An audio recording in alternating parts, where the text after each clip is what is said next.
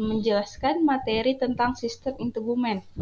Mari coba kita bayangkan tubuh kita tanpa adanya sebuah lapisan yang melindungi tubuh. Maka organ internal kita, pembuluh darah, otot, dan tulang kita akan nampak, bukan? Dan bukan hanya itu saja. Bila kita berjalan di luar, kita akan tampak menyeramkan tanpa adanya sebuah pelindung. Dan tidak hanya sampai di situ, kita akan jauh lebih mudah sakit dan terinfeksi virus, bakteri, dan mikroba. Tubuh kita akan lebih rentan lagi tanpa adanya sebuah pelindung. Maka dari itu kita memerlukan yang namanya baju.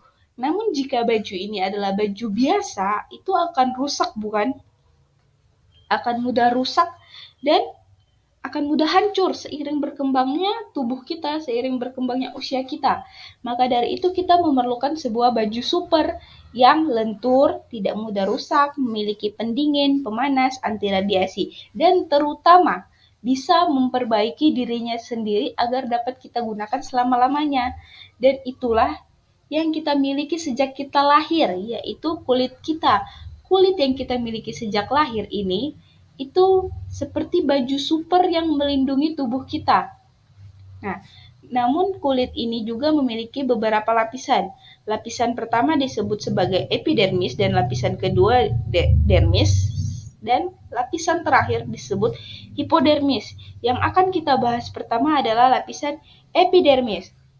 Epidermis adalah lapisan terluar dari kulit kita yang berguna sebagai lapisan kedap air, lapisan pelindung dari bakteri, dan cedera organ internal.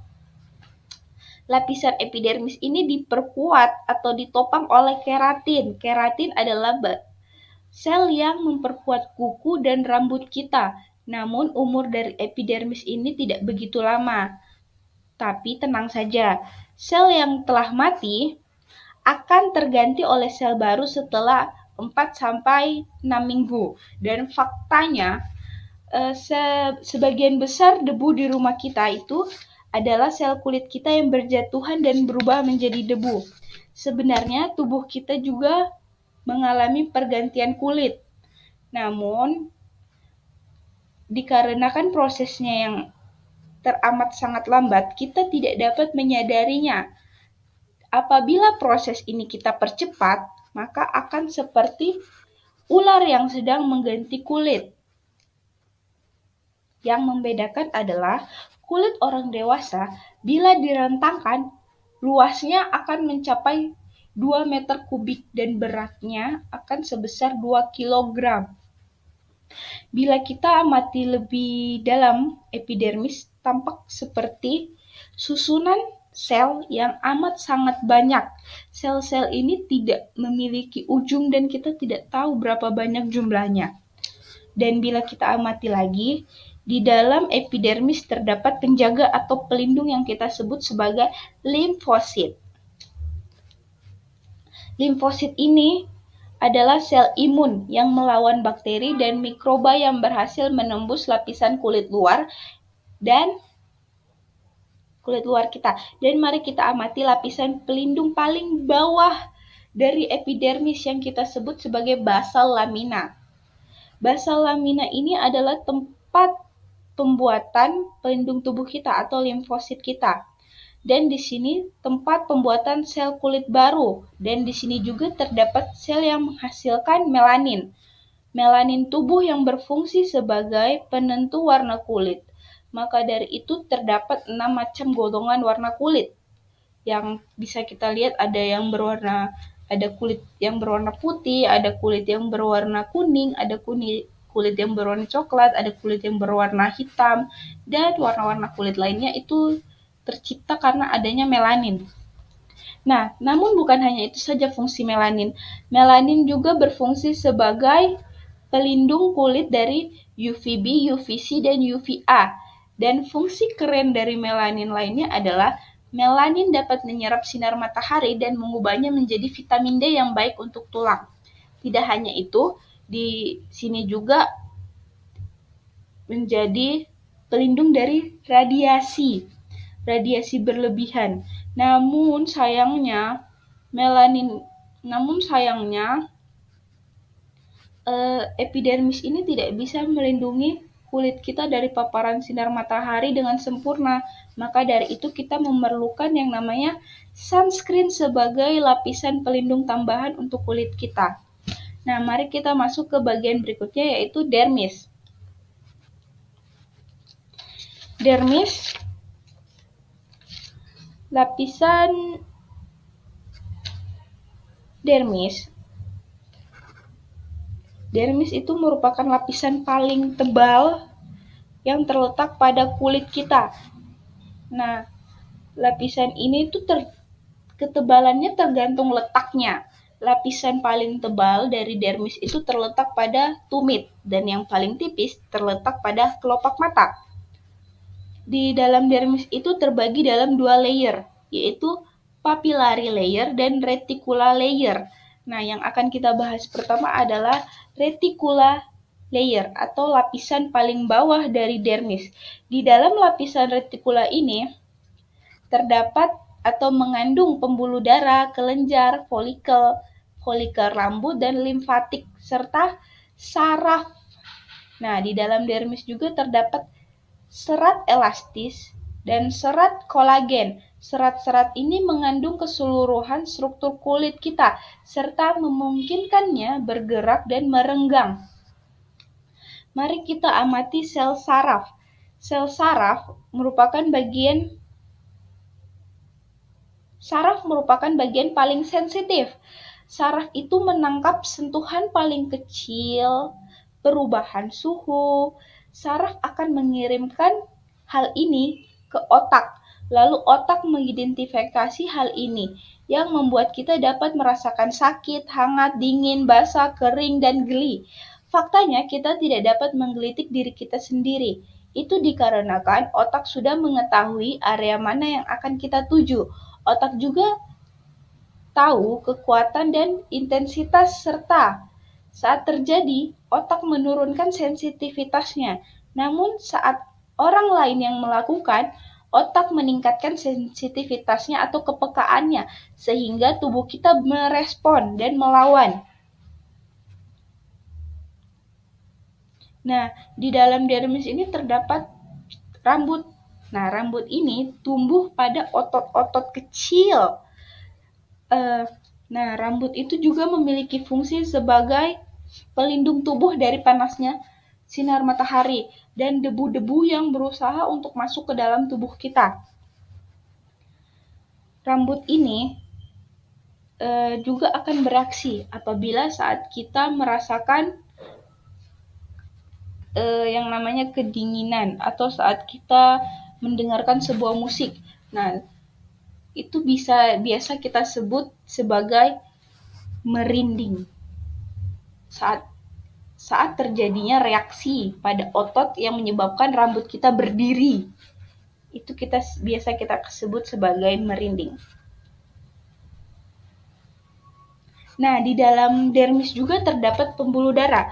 Pembuluh darah bukan hanya berfungsi sebagai aliran darah atau saluran yang mengalirkan darah ke seluruh tubuh, tapi juga berfungsi sebagai penyimpan panas dan pengeluaran panas, yang mana pembuluh darah ini yang terletak pada dermis berupaya untuk menyeimbangkan suhu tubuh kita. Nah, saat tubuh kita kepanasan atau saat tubuh kita sedang berolahraga dan mengeluarkan panas tubuh, maka pembuluh darah akan merenggang atau melebar yang mengeluarkan seluruh panas. Namun saat tubuh kita mengalami kedinginan, maka pembuluh darah itu akan mengecil atau menegang yang menyimpan panas sebanyak-banyaknya. Di dalam dermis juga kita akan mengeluarkan kelenjar keringat atau bisa kita sebut keringat. Dan faktanya adalah keringat yang keluar dari tubuh kita itu sebenarnya tidak berbau. Namun saat keringat ini keluar dan menyatu dengan bakteri-bakteri yang menempel pada kulit luar kita, itulah yang menyebabkan bau tidak sedap pada tubuh kita. Tapi keringat yang keluar dari kelenjar keringat itu sebenarnya tidak berbau.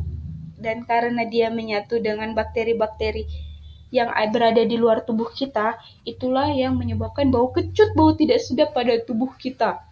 Nah, di dalam dermis juga terdapat sebuah penjaga yang kita sebut fagosit. Fagosit ini menelan, mencerna partikel asing seperti karbon, debu, atau pewarna. Ia menelan benda asing dengan memperluas sitoplasmanya menjadi pseudopoda atau perluasan sitoplasma seperti kaki yang mengelilingi partikel asing dan membentuk fokula. Nah, mari kita menyelam lebih dalam lagi dan akan kita bertemu dengan hipodermis. Di dalam hipodermis atau lapisan paling bawah dari kulit kita, permukaan hipodermis ini tuh sangat lembut dan berminyak karena di dalam hipodermis itu terdapat lemak. Lemak ada di mana-mana. Lemak membantu kita untuk meredam sakit di tubuh kita atau memberikan rangsangan. Contoh saat kita duduk, saat kita duduk, bila kita tidak memiliki lemak, maka tulang pada tubuh kita itu akan membuat sensasi tidak nyaman saat kita duduk. Bayangkan saja kita duduk di atas sebuah balok kayu dan tidak ada bagian empuknya sama sekali. Bukankah itu akan sangat tidak nyaman? Maka dengan adanya lemak ini membantu melindungi kita dan membuat kita nyaman saat kita duduk atau saat kita berjalan. Nah, di dalam lemak itu saja bukan hanya memiliki fungsi seperti itu. Lemak juga menghasilkan sel hormon leptin. Leptin berfungsi sebagai pengingat tubuh kita yang membantu kita mengetahui bahwa tubuh kita sudah merasa kenyang. Nah, jadi lemak juga berfungsi sebagai penahan atau pengingat, pengontrol nafsu makan kita agar kita tidak makan secara berlebihan. Tanpa adanya hormon leptin ini, kita akan makan secara berlebihan dan bisa menyebabkan muntah karena kekenyangan. Nah, di dalam hipodermis ini terdapat sel pelindung atau sel penjaga yang kita sebut sebagai mikrofag. Mikrofag ini tercipta atau dibuat di sumsum tulang. Nah, itulah tadi 3 lapisan dari sel kulit kita atau lapisan dari kulit kita, yaitu dermis, hipodermis, dermis, dan hipodermis. Namun, kulit kita juga ini memiliki sebuah masalah atau bisa kita sebut masalah kulit. Masalah kulit ini bisa kita sebut juga sebagai dermatitis. Dermatitis itu terbagi dalam 7 macam dermatitis.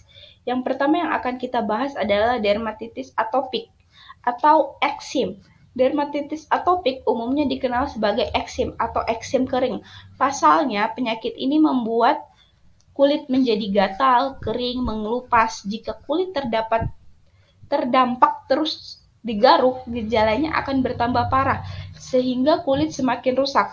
Penyebab eksim berhubungan dengan perbedaan gen yang mempengaruhi kemampuan kulit dalam melindungi tubuh dari kuman, alergen, zat pemicu iritasi. Risiko lebih tinggi pada orang dengan riwayat eksim, alergi, atau asma dalam keluarga. Oleh karena itu, genetik eksim biasanya muncul sejak bayi dan bisa berlanjut hingga dewasa. Pada akhirnya, eksim menjadi penyakit kronis yang gejalanya dapat muncul kapan saja. Nah, dermatitis atopik tidak bisa disembuhkan, tetapi gejalanya dapat dikendalikan dengan cara berikut. Menjaga kulit tetap lembab, dengan rutin mengoleskan pelembab, mengoleskan obat kortikosteroid pada kulit sesuai anjuran dokter, mengonsumsi obat-obatan yang mengontrol kerja sistem imun, melakukan terapi sinar ultraviolet. Terus dermatitis ini adalah contoh gambar dari dermatitis atopik atau eksim. Terlihat bahwa kulit itu akan memerah dan berbintik-bintik. Berikutnya yang akan kita bahas adalah dermatitis kontak. Peradangan kulit akibat kontak langsung dengan suatu zat dikenal sebagai dermatitis kontak. Penyakit ini ditandai dengan ruam, kemerahan, gatal, dan kulit kering bersisik. Terkadang muncul bengkak atau luka lepuh yang bisa pecah keluar cairan. Ada 2 jenis dermatitis kontak, yaitu dermatitis iritan dan dermatitis kontak alergi. Keduanya dibedakan berdasarkan penyebab dan zat yang menjadi pemicunya. Yang akan kita bahas pertama adalah dermatitis kontak iritan. Ini adalah dermatitis kontak yang paling umum. Reaksi terjadi karena kulit mengalami cedera akibat gesekan, suhu rendah, zat kimia seperti azam, basa, deterjen, dan pemicu lainnya. Zat atau produk yang menjadi pemicu antara lain produk pembersih seperti bleach atau deterjen, alkohol gosok, sabun, sampo, pembersih badan lainnya, tanaman tertentu, atau pupuk pembersih, hama, dan lain-lain. Berikutnya adalah dermatitis alergi. Kondisi ini terjadi ketika Anda bersentuhan dengan zat pemicu respon imun pada kulit. Reaksi juga bisa muncul apabila alergen memasuki tubuh Anda lewat makanan, obat, dan atau prosedur medis seperti pemeriksaan gigi. Nah, contoh dermatitis kontak itu seperti ini. Timbulnya kemerahan, kulit seperti melepuh, dan ada bercak-bercak merah, luka akibat digaruk, dan lain kering, nampak sangat kering, bukan? Berikutnya dermatitis yang akan kita bahas adalah dermatitis seboroik. Dermatitis seboroik sedikit berbeda dengan jenis dermatitis lain. Peradangan biasanya menyerang kulit kepala yang menyebabkan kulit kering seperti ketombe pada remaja dan orang dewasa. Gejala juga bisa muncul di dahi, dada, serta pangkal paha. Penyakit ini berawal dari pertumbuhan jamur Malassezia yang tidak terkendali, sistem imun yang berusaha membasmi jamur dengan menghasilkan peradangan. Namun respon tersebut justru menimbulkan gejala yang semakin parah saat terjadi stres atau suatu penyakit atau perubahan hormon, perubahan cuaca menjadi dingin dan kering, atau paparan produk pembersih yang kasar pada kulit. Contoh dermatitis seboroik adalah seperti ini. Dermatitis seboroik yang muncul pada area kepala akan nampak seperti ini, nampak seperti ketombe namun kemerahan dan terasa sangat perih. Berikutnya dermatitis yang muncul pada ketiak dan dada itu akan berwarna kemerahan dan berbintik-bintik seperti ini. Ini juga dermatitis yang muncul pada area pipi. Berikutnya dermatitis neurodermatitis. Neurodermatitis merupakan penyakit kulit yang berawal dari timbulnya rasa gatal pada area kecil kulit. Jika bagian kulit yang gatal terus digaruk, akan muncul bintik-bintik merah kecil yang kemudian melebar menjadi bercak. Penyakit ini dapat menyebabkan gatal di berbagai bagian tubuh seperti leher, lengan, dan kaki, hingga area kelamin. Penyebab tidak diketahui, tapi resikonya lebih tinggi pada wanita, penderita gangguan kecemasan, dan orang dengan riwayat eksim pada keluarga. Nah, ini adalah contoh dari dermatitis neurodermatitis. Nampak sangat kering dan mengelupas serta kemerahan. Dan bila digaruk akan menyebabkan luka. Berikutnya dermatitis numularis.